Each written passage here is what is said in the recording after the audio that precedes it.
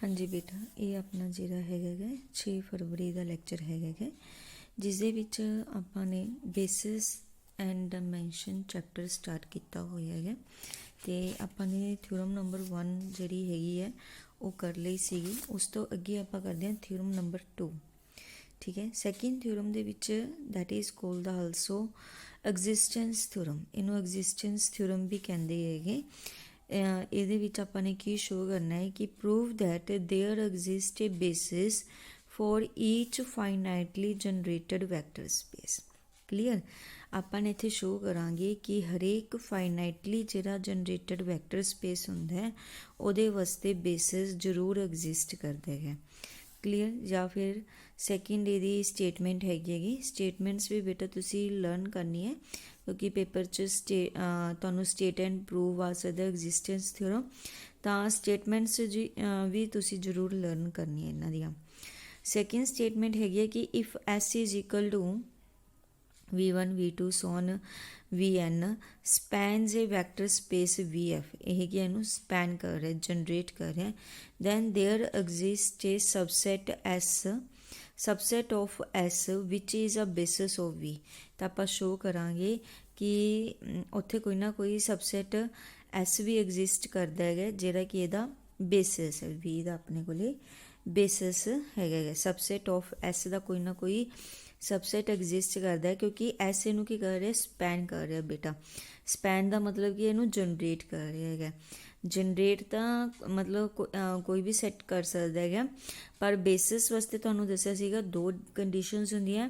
ਉਹ ਜਨਰੇਟ ਵੀ ਕਰੇਗਾ, linear span ਵੀ ਹੋਣਾ ਚਾਹੀਦਾ, ਪਲੱਸ ਉਹ ਕੀ ਹੋਣਾ ਚਾਹੀਦਾ ਹੈਗਾ, LI ਵੀ ਹੋਣਾ ਚਾਹੀਦਾ ਹੈਗਾ। ਕਲੀਅਰ, ਫਿਰ ਉਹ ਆਪਣੇ ਕੋਲੇ ਬੇਸਿਸ ਬਣਦਾ ਹੈ ਕਿਉਂਕਿ ਆਪਾਂ ਨੂੰ ਕਿਹਾ ਹੋਇਆ ਹੈਗਾ ਫਾਈਨਾਈਟਲੀ ਜਨਰੇਟਡ ਵੈਕਟਰ ਸਪੇਸ, ਯਾਨੀ ਕਿ ਉੱਥੇ ਕੋਈ ਨਾ ਕੋਈ ਉਹਦਾ ਜਨਰੇਟਰ ਤਾਂ ਐਗਜ਼ਿਸਟ ਕਰ ਹੀ ਰਿਹਾ ਹੈਗਾ। ਵੈਕਟਰ ਸਪੇਸ ਦਾ ਡੈਫੀਨੇਸ਼ਨ ਦੇ ਅਕੋਰਡਿੰਗ ਆਪਾਂ ਪਿੱਛੇ ਡੈਫੀਨੇਸ਼ਨ ਕਰਕੇ ਆਏ ਹਾਂ ਫਾਈਨਾਈਟ ਜਨਰੇਟਡ ਵੈਕਟਰ ਸਪੇਸ ਦੀ, ਤੇ ਆਪਾਂ ਨੇ ਹੁਣ ਇੱਥੇ ਬੇਸਿਸ ਸ਼ੋ ਕਰਨਾ ਹੈ ਕਿ ਜਿਹੇ ਹਰੇਕ ਇਸ ਦਾ ਆਪਣੇ ਕੋਲੇ ਬੇਸਿਸ ਵੀ ਐਗਜ਼ਿਸਟ ਕਰਦਾ ਹੈ।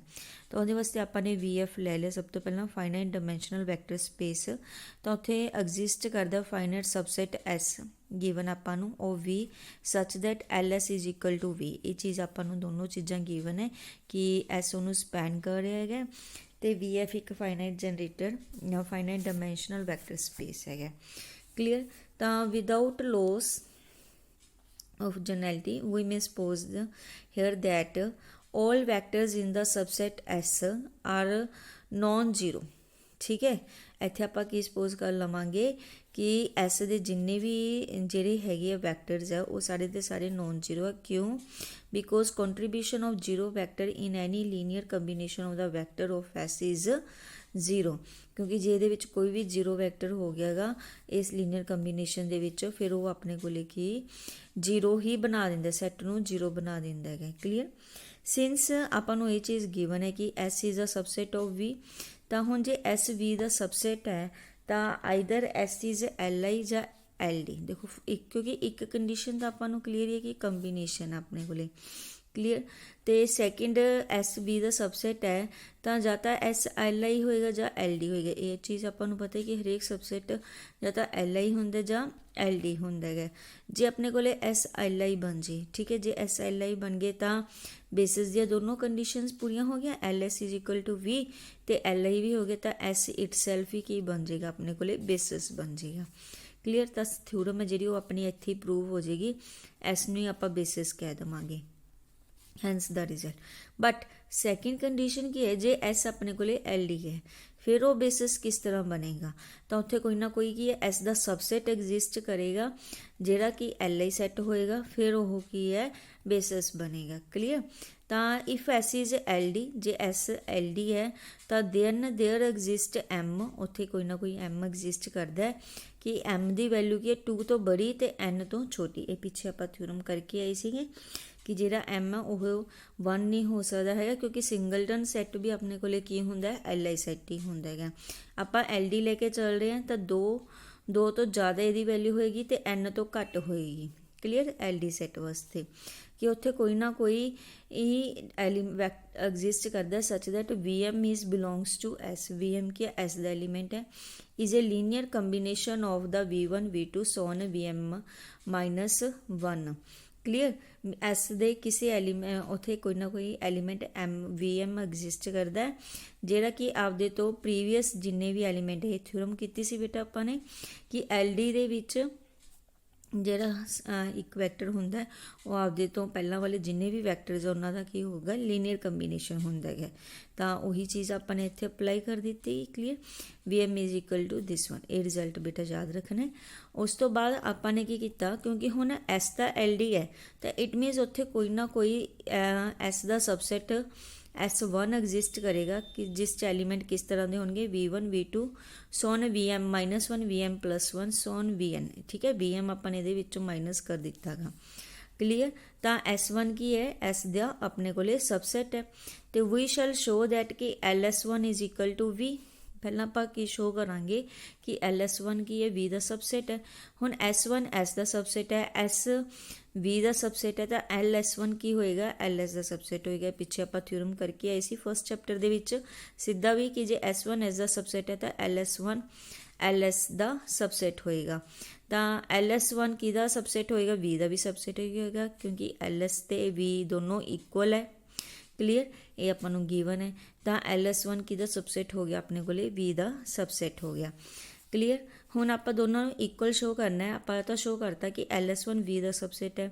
V ਨੂੰ LS1 ਦਾ ਸਬਸੈਟ ਸ਼ੋ ਕਰਨ ਵਾਸਤੇ ਆਪਾਂ ਨੇ ਕੈਪੀਟਲ V ਦਾ ਐਨੀ ਐਲੀਮੈਂਟ V ਸਪੋਜ਼ ਕਰ ਲਿਆ। ਕਲੀਅਰ, ਹੁਣ V ਕੈਪੀਟਲ V ਦਾ ਐਲੀਮੈਂਟ ਹੈ ਤੇ ਇਹ ਚੀਜ਼ ਆਪਾਂ ਨੂੰ ਗਿਵਨ ਹੈ ਕਿ S ਨੂੰ ਸਪੈਨ ਕਰ ਰਿਹਾ ਤਾਂ ਇਟ ਮੀਨਸ V ਨੂੰ ਆਪਾਂ ਲਿਖ ਸਕਦੇ ਹਾਂ linear combination of the elements of S ਦੇ ਐਲੀਮੈਂਟਸ ਦਾ ਆਪਾਂ ਨੇ ਲੀਨੀਅਰ ਕੰਬੀਨੇਸ਼ਨ ਲਿਖ ਦਿੱਤਾ ਗਾ। ਠੀਕ ਹੈ, ਬੀਟਾ 1 ਬੀਟਾ 2 ਸੋਨ ਬੀਟਾ ਨੇ ਹੈ ਕਿ ਸਾਰੇ ਸਕੇਲਰਸ ਆ ਗਏ। V1 V2 ਸੋਨ VN ਕੀ ਹੈ, S ਦੇ ਐਲੀਮੈਂਟਸ ਹੈ। ਤਾਂ ਇਹਦੇ ਵਿੱਚ ਆਪਾਂ ਨੇ ਇਹਨੂੰ ਥੋੜ੍ਹਾ ਜਿਹਾ ਵਿੱਚੋਂ ਆਪਾਂ ਨੇ ਐਲੀਮੈਂਟਸ ਚੂਜ਼ ਕਰ ਲਏ M ਵਾਲੇ ਕਿਉਂਕਿ ਆਪਾਂ ਨੂੰ ਇਹ ਚਾਹੀਦੇ ਆ। ਬੀਟਾ M-1 VM-1 ਪਲੱਸ ਬੀਟਾ M VM ਪਲੱਸ ਬੀਟਾ M+1 VM+1। ਕਲੀਅਰ, ਹੁਣ ਇੱਥੇ ਆਪਾਂ ਕੀ ਕਰਾਂਗੇ, VM ਦੀ ਵੈਲਿਊ, VM ਦੀ ਜਿਹੜੀ ਆਪਾਂ ਆਹ ਵੈਲਿਊ ਕੱਢੀ ਸੀਗੀ, ਠੀਕ ਹੈ, ਇਹ ਵੈਲਿਊ ਆਪਾਂ ਇੱਥੇ ਪੁੱਟ ਕਰ ਦੇਵਾਂਗੇ। ਓਕੇ, ਇੱਥੇ ਇਹਨੂੰ ਵੈਲਿਊ ਨੂੰ ਪੁੱਟ ਕਰ ਦਿੱਤਾ ਗਾ।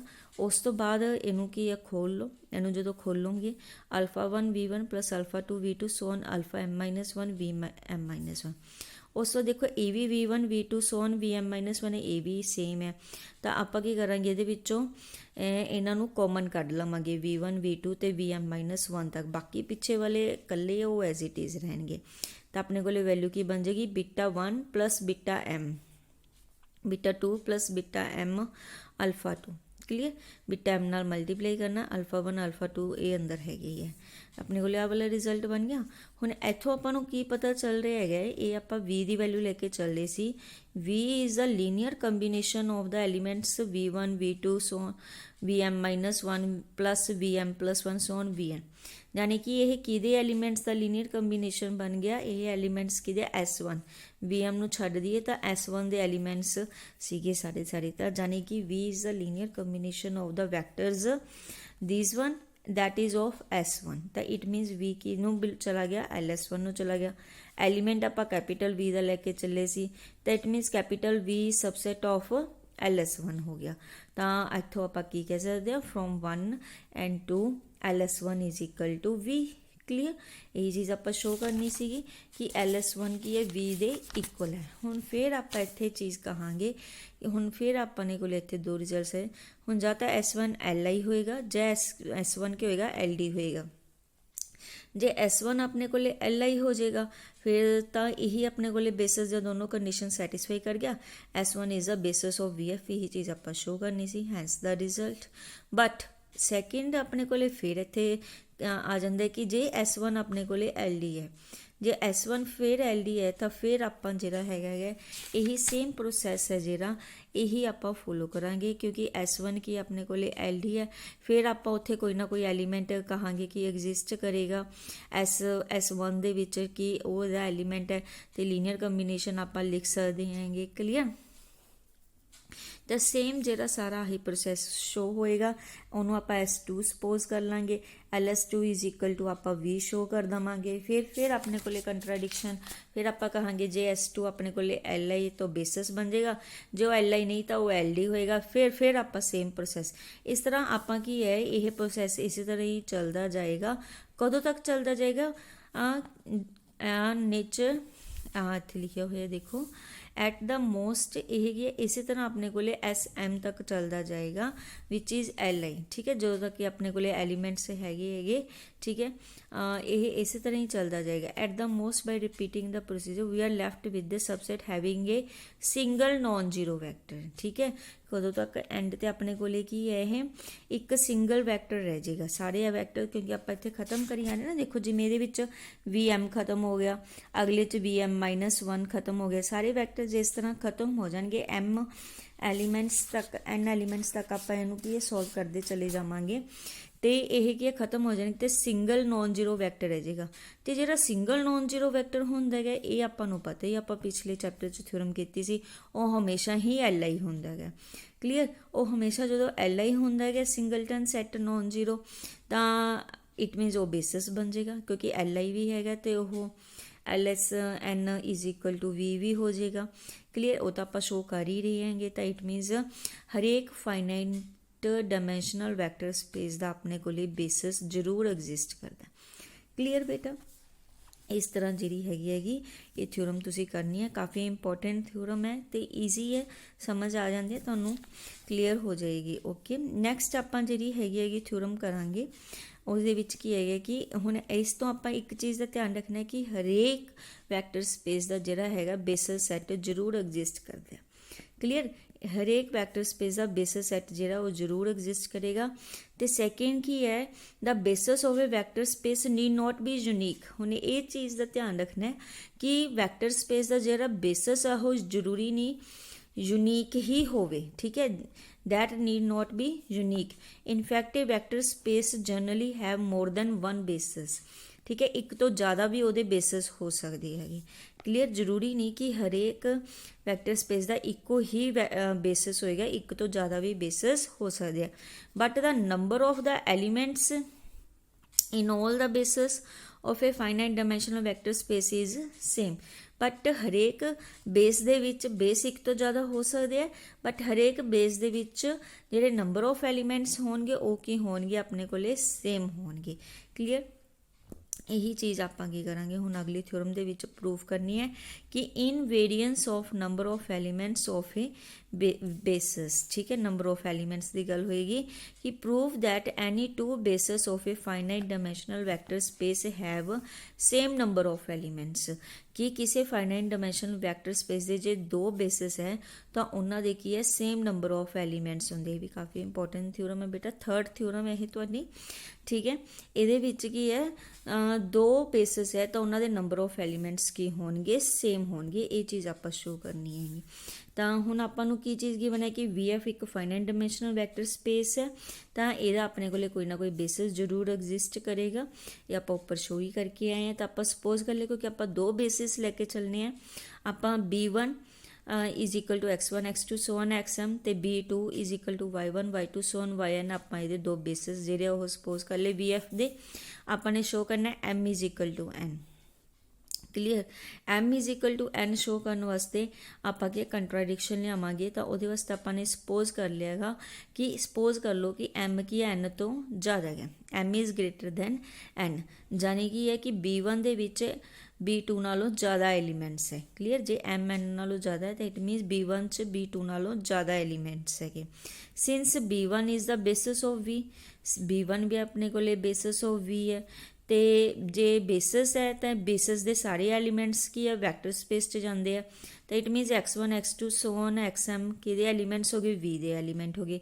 हुण B2 भी अपने को जिहड़ा हैगा वो भी बेसिस ऑफ V है, तो according to the definition of V दा हरेक एलीमेंट बेसिस की जे डेफिनेशन इत्थे अप्लाई करिए तो V दा हरेक एलीमेंट आपदे बेसिस के एलीमेंट नाल एक्सपैंड करदा है, ठीक है, लीनियर कंबीनेशन बनाउंदा है, लिख सकते हैं। तो आपने की लिखा इत्थे X1 is equal to B2 ਦੇ ਐਲੀਮੈਂਟਸ ਦਾ ਲੀਨੀਅਰ ਕੰਬੀਨੇਸ਼ਨ ਲਿਖਾਂਗੇ।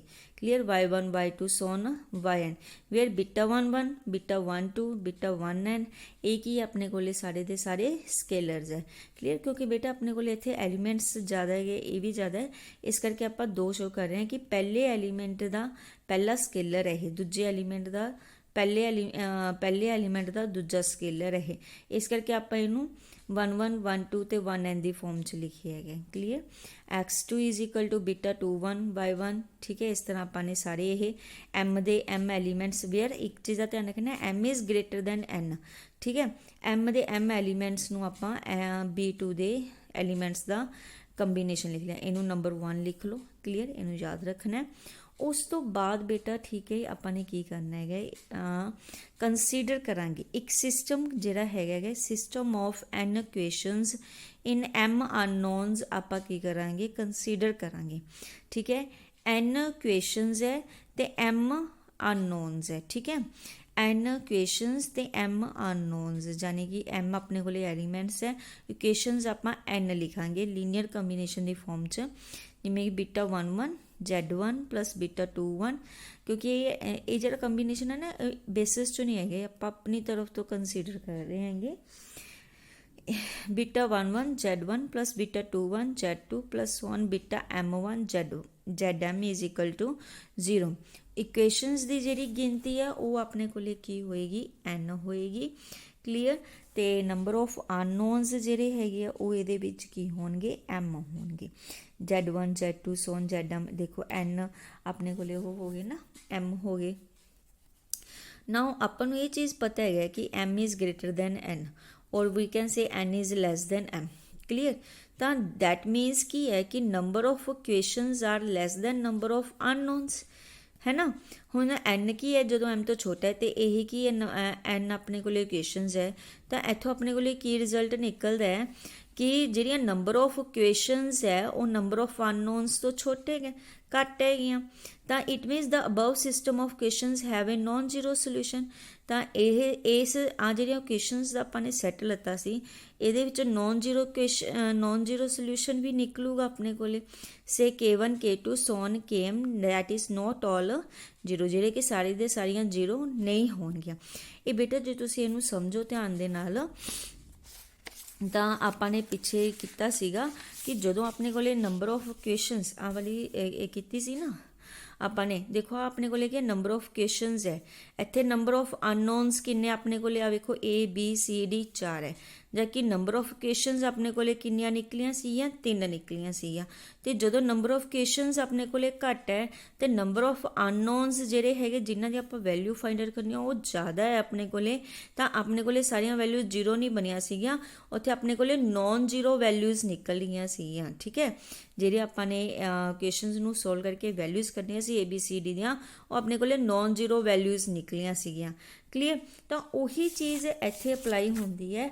ਇੱਥੇ ਦੇਖੋ ਆਪਣੇ ਕੋਲੇ ਇਕੁਏਸ਼ਨਸ ਤਾਂ ਹੈਗੀਆਂ ਘੱਟ, ਬਟ ਨੰਬਰ ਆਫ ਅਨਨੋਨਸ ਜ਼ਿਆਦਾ, ਤਾਂ ਇਟ ਮੀਨਸ ਆਪਣੇ ਕੋਲੇ ਇੱਥੋਂ ਇਹਨਾਂ ਨੂੰ ਸੋਲਵ ਕਰਕੇ ਜਿਹੜੀਆਂ ਸੋਲਿਊਸ਼ਨ ਨਿਕਲੂਗਾ ਉਹ ਕੀ ਨਿਕਲੂਗਾ, ਨੋਨ ਜ਼ੀਰੋ ਐਲੀਮੈਂਟਸ ਵੀ ਨਿਕਲਣਗੇ।